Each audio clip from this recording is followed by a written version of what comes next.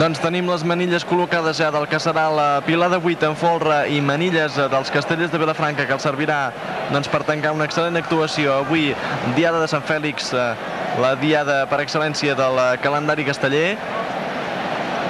En Fèlix Miret, el quart del pila de 8, que es col·loca en aquests moments damunt del terç. Les manilles que acabaran de lligar el quart.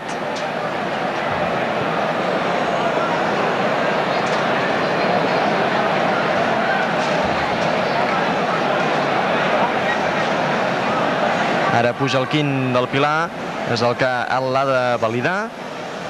Acabaran de prendre les mides. No s'ho rumien pràcticament dues vegades.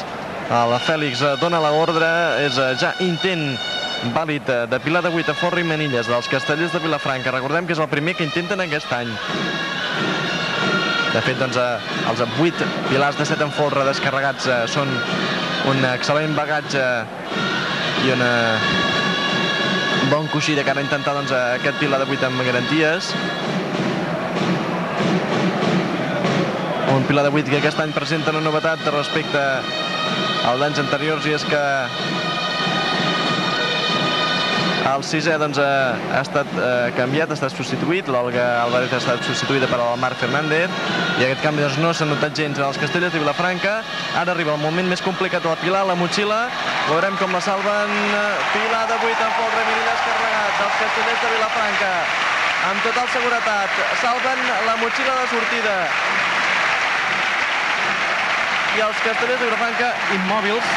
Un pilar de 8, tal com ens tenen acostumats, de postal, que els servirà per tancar una excel·lent actuació, i així ho celebren els verds, i així ho celebra la plaça. Ho saben.